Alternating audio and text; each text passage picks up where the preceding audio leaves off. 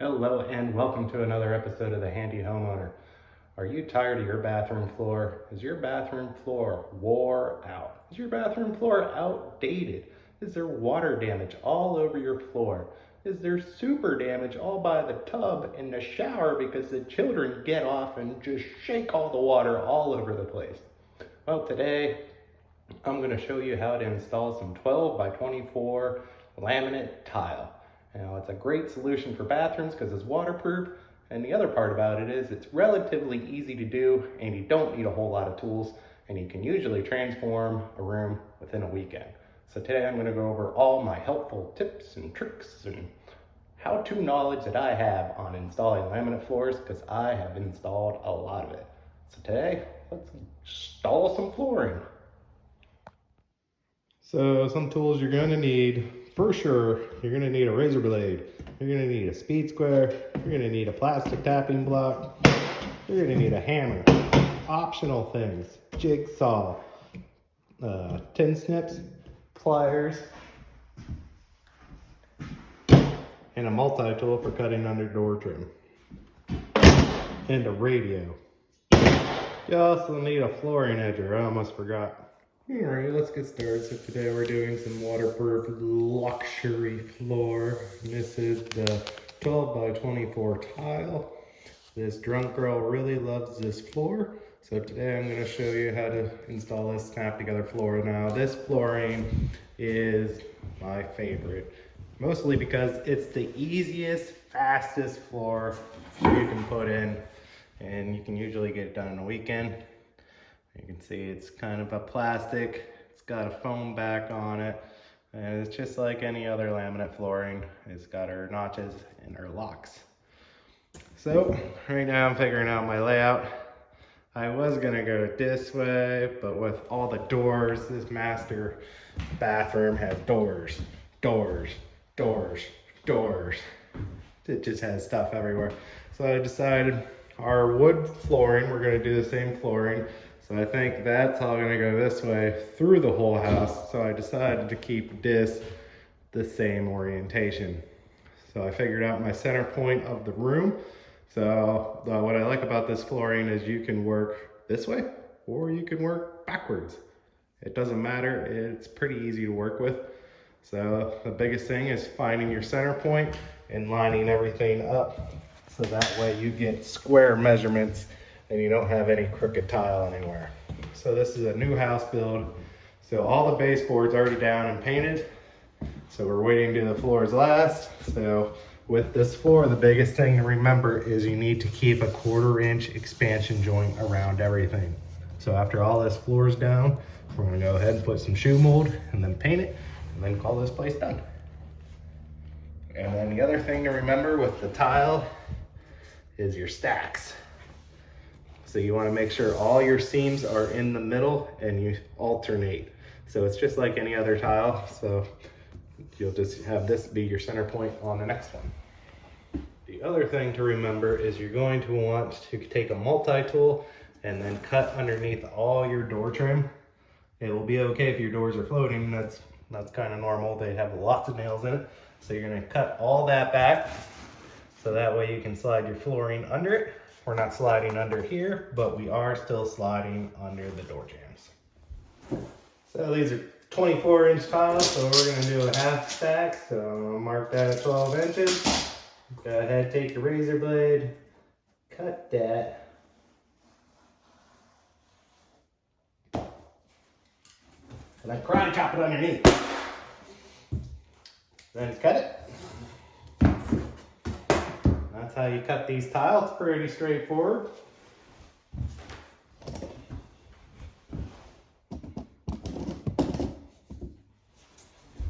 Then we're gonna go ahead and get this guy in there. And then right out of the gate, we got a register. And we'll mark it. So the easy way to mark registers, you mark your edges. You don't want to be inside this middle part at all. And then to get your inside, go ahead and stick your tape measure in it. And then you're going to read it. So technically I'm reading from this point. So we're going to have to subtract 1 inch off this guy.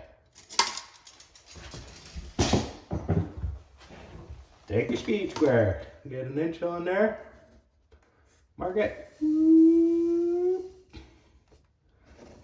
Mark that. First, we'll try the razor blade. So you're gonna score here. You're gonna score here. You're gonna turn it. You're gonna score here.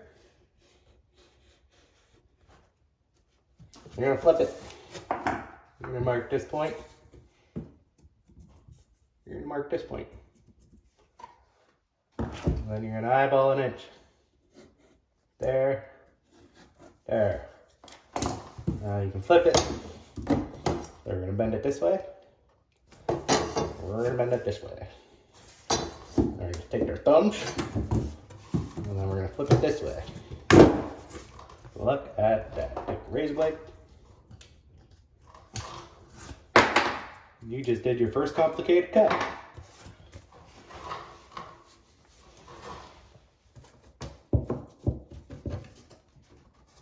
Drop into place. Now we got our starter tile in. That guy. I'm going this direction first, so I have the long tab out and I'm working to the left. Each floor is a little different, but this one I think you go in here first, then drop in and tap it in from this way. There it is. Sometimes it helps lift up a little bit.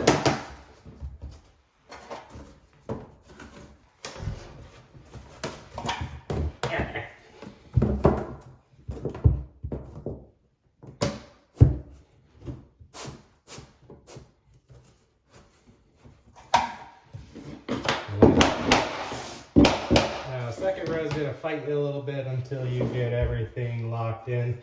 So your tile are going to stagger a little bit, but we'll be able to get it all straightened out. And then give it a little up, tap down. And then tap your joint.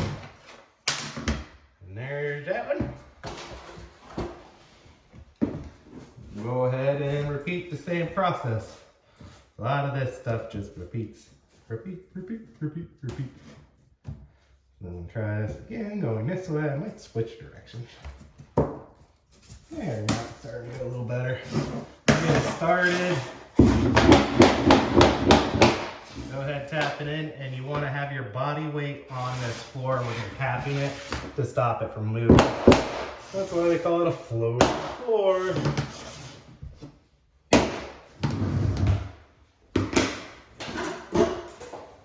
We can normally do a whole room in this stuff in like a day, easy. It's just not second guessing yourself and just go.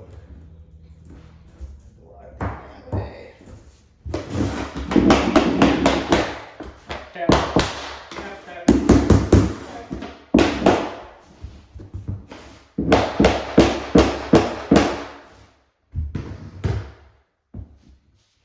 Stuff moved on me. Really get this starter row going.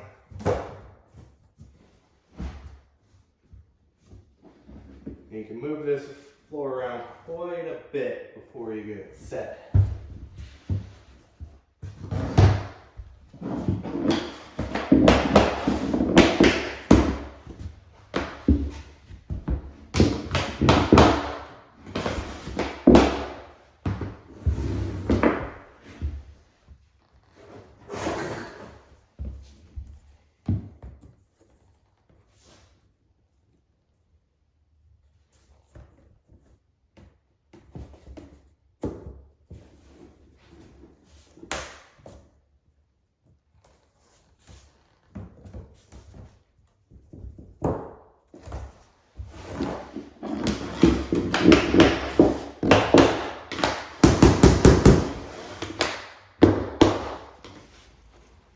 Okay, what if you got a complicated door cut like this? So I got all my measurements.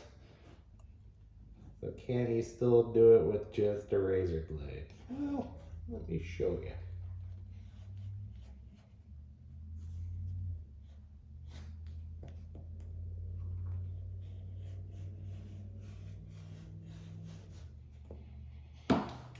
There's that.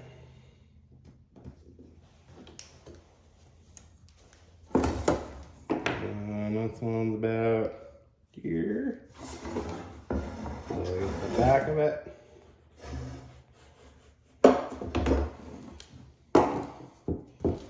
And just start snapping.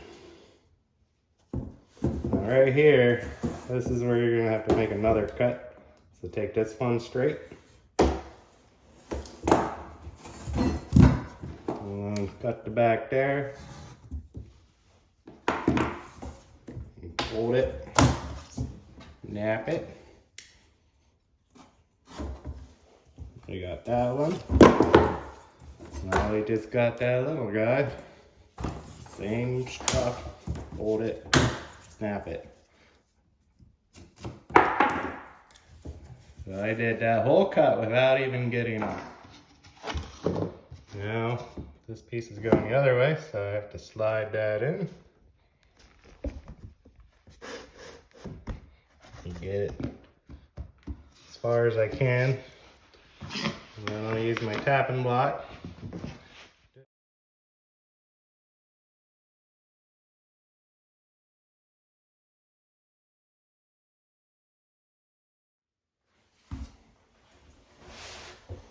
So when you're going this way with the large tab out, the best way to go is you're gonna put this end in first, and you're gonna leave about a 1/16 to an 1/8 inch gap at the bottom here.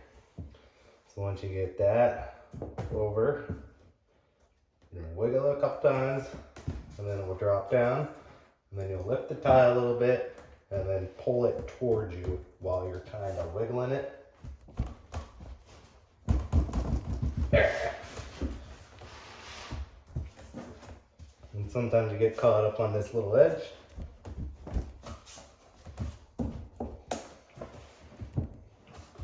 And once you get it in there into place, I'm gonna tap her home.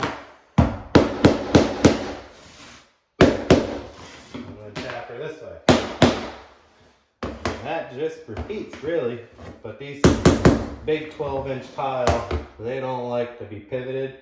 So if you get off the floor, you can still shift it one way or the other, but that's the basic way of going with this direction. And I'll show you the other side. And when you're starting a new room, sometimes you lose your 12-inch. So what I like to do for your half stack is mark 12 inches on the tile. And then put this guy in. And then I can get my measurement for that guy, which I already did. And what's good is whatever you cut off this side, you can use the scrap on that side to finish. So this is always your starter, so you cut from one way, and then you use your scrap on the other side, so you don't have a whole lot of waste with this stuff. It's really nice. Now when you get in tighter areas like this, you're like, how do I hit it to get it in? That's when you use this edger. Now I try to keep it on the plastic itself. You can go on this edge, but if you're trying to get aggressive with it, it's better to go this way. And then tap the back side. This is a really difficult ring. Ugh.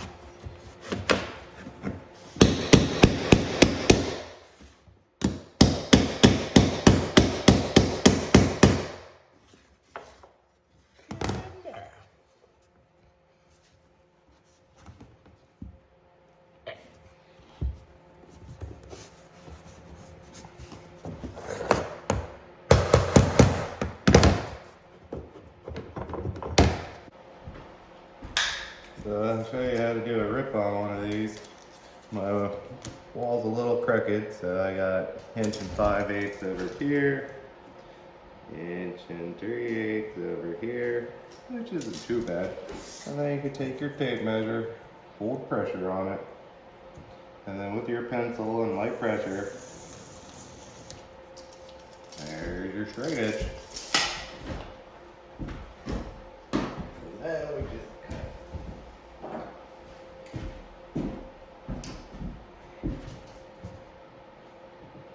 Now, you don't want to put crazy pressure on your razor blade or else it will wiggle. You really don't have to put too much pressure on this stuff. Really nice to work with.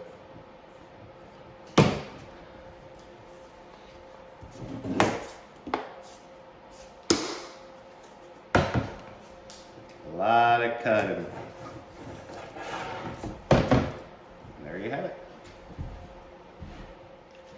Now, if you have a crazy cut like this guy, you can see it's got the angle in here and here and here. That's too hard to snap. So that's when I'm going to use my jigsaw.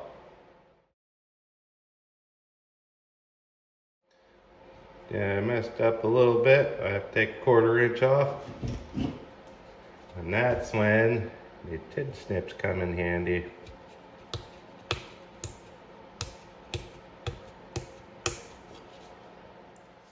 So now I need a 6-inch grip so I can show you a trick with your speed square. You just take your pencil. I'm just going to put it on this 6-inch part, and then you can just pull your line down. Or you could skip the pencil step completely and use your razor blade as your pencil. And just hold it there on the square, slide it down.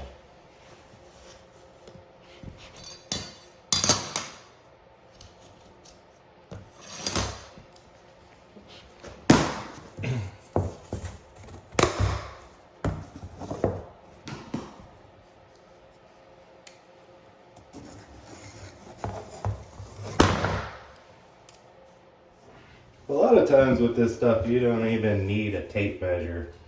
So this is the way my piece needs to go because I'm working backwards right now.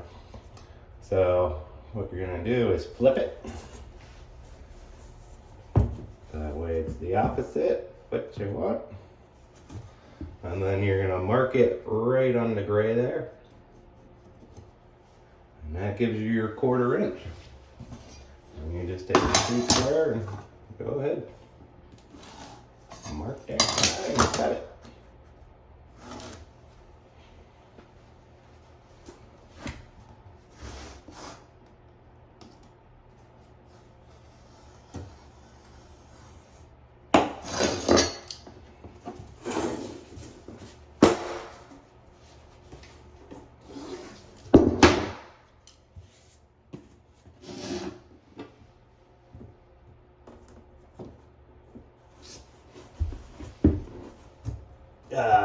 But the wall's crooked. Oh, I cut it crooked.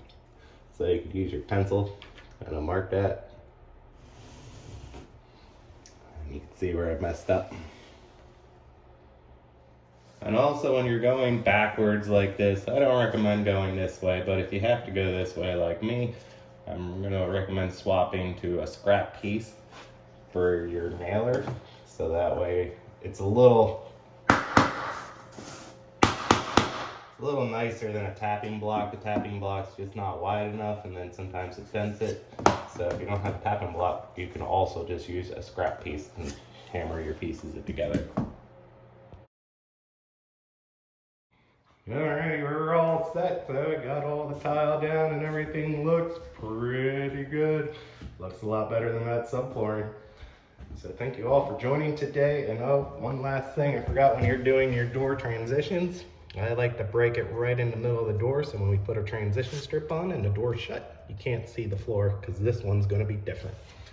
So thank you all for joining, and I hope I helped you on your flooring journeys. So I will see you next time on the Handy Homeowner. If you have any questions, let me know in the comments. Have a great day. See you guys.